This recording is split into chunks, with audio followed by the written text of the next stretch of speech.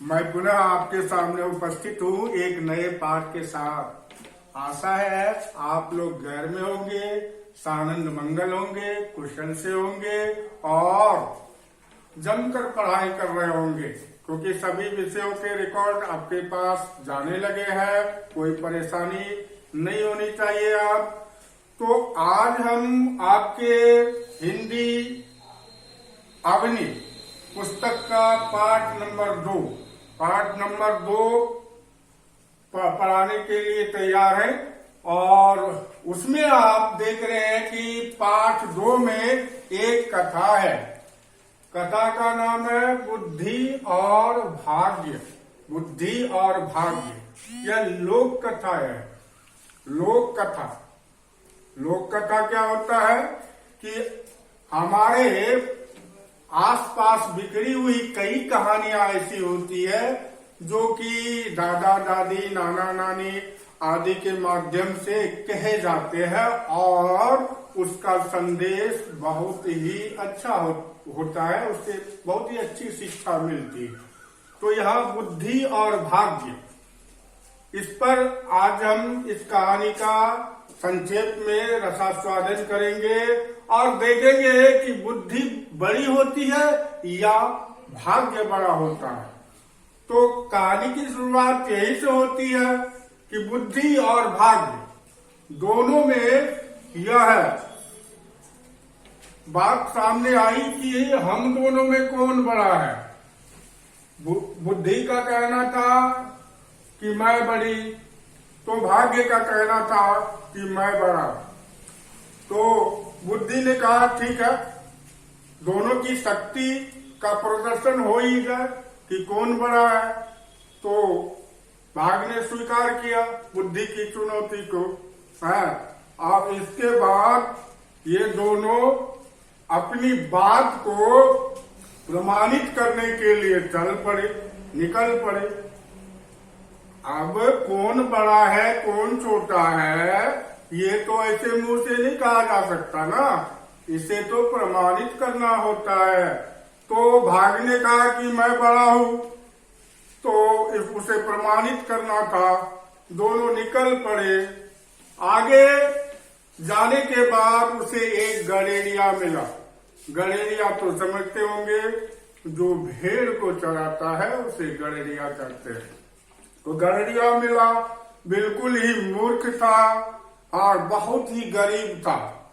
तो भाग ने कहा कि देखो मैं इसे राजा बना देता हूँ, मैं कितना बड़ा हूँ मैं अभी साबित कर देता हूँ। इस गड़ेरिये को मैं राजा बना देना चाहता हूँ। तो इस पर बुद्धि ने कहा रे ये अभागा कैसे राजा बन सकता है। कहा कि तुमने चुनौती दी। भाग ने कहा कि तुमने मुझे चुनौती दी तो अब बात से पीछे क्यों हट रहे हो, मैं इसे राजा बना देता हूं। इसके बाद भाग्य ने उसे राजा बना दिया। उस गड़ेरिये के सामने रत्नों से जड़े खड़ाऊ रख दिया। जब उस गड़ेरिये ने देखा कि बड़ा ही अच्छा यह खड़ाऊ है, तो वह खड़ाऊ पहन लिया और उसे पहनकर भेंट चढ़ाने लगा। उसे यह भी नहीं पता था कि ये इतना बहुमूल्य वस्तु है जो उसके पैरों में है। किसी दिन एक सौदागर उस रास्ते से गुजर रहा था।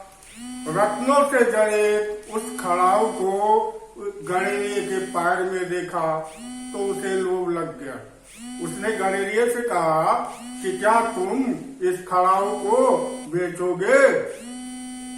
तो गड़ेरिये ने कहा हाँ बेचना क्या, ये तो मुझे नहीं आता है, लेकिन ये पत्थर का है, मेरे पैर में बहुत भारी लगता है और कभी घिसता भी नहीं है, मुझे दिक्कत हो रही है इससे।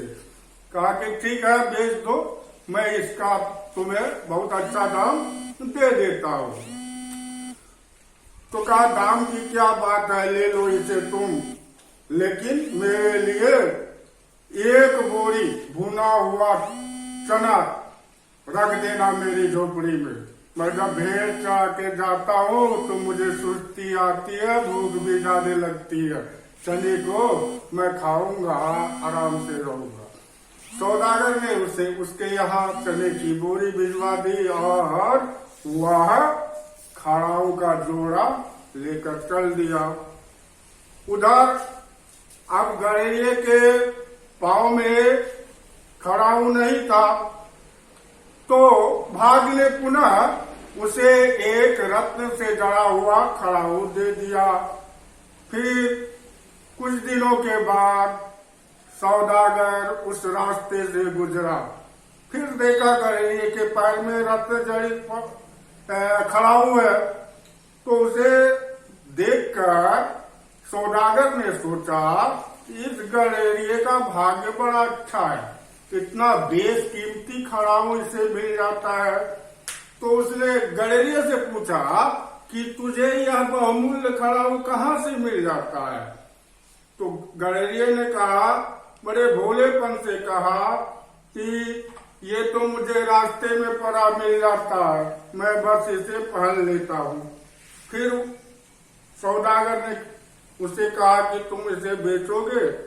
तो गड़ेरिये ने कहा कि हाँ ले लो इसको, हाँ यह खड़ाऊ मेरे किसी काम का नहीं है। और फिर उस खड़ाऊ को उतारकर सौदागर को दे दिया। सौदागर जब अपने देश लौटा तो उसने सोचा कि इस खड़ाऊ को अपने राजा को उपहार में दे देता हूँ, ताकि उस राजा से मेल जोल भी बढ़ जाएगा और मुझे व्यापार करने के लिए सुविधा भी मिल जाएगी। राजा उस खड़ाऊ को देखकर काफी प्रसन्न हुआ और पूछा सौदागर से कि यह रत्न जड़ित खड़ाऊ तुम्हें कहाँ से प्राप्त हुआ? इस पर उस सौदागर ने कहा कि भारत का सम्राट मेरा मित्र है, वहीं से मुझे यह सुंदर खड़ाऊ मिला। अब राजा ने उस सौदागर को काफी सुविधाएं प्रदान कर दी। इसके बाद राजा ने उससे कहा कि जो तुम्हें यह खड़ाऊ देता है, क्या वो उसके पास कोई युवा शादी योग्य है व्यक्ति है? कहा कि अरे वही सम्राट तो युवा है, उसकी शादी भी नहीं हुई है। तो राजा ने कहा कि मैं अपनी पुत्री का विवाह उसके साथ करना चाहता हूँ, कैसा रहेगा? कहा कि नहीं, बहुत ठीक विचार है सम्राट, मैं देखता हूँ। कहा कि हाँ तुम जाकर देखो, मैं अपनी राजकुमारी की शादी ऐसे भाग्यवान व्यक्ति से करना चाहता हूँ।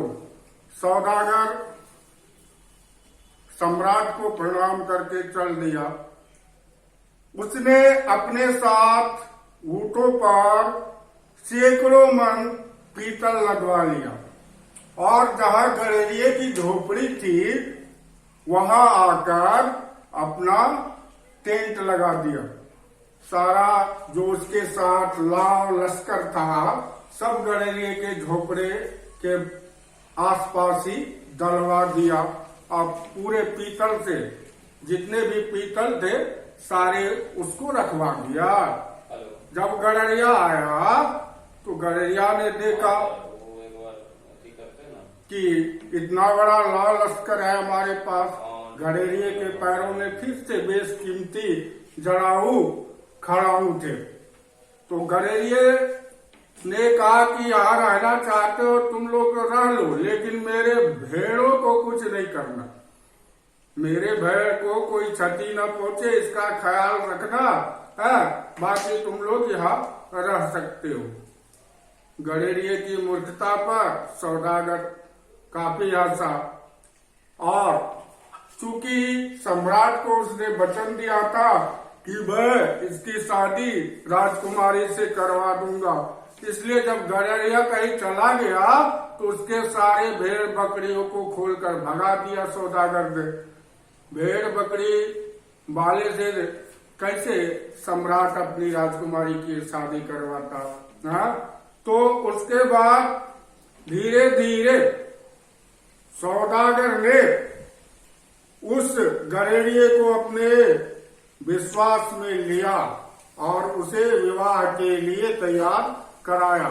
हालांकि वह गड़ेरिया विवाह वगैरह के लिए कुछ जानता भी नहीं था। उसे सजाकर सौदागर अपने सम्राट के पास ले जाने लगा। फिर उस सम्राट की पुत्री से इसकी शादी करवा दी गई।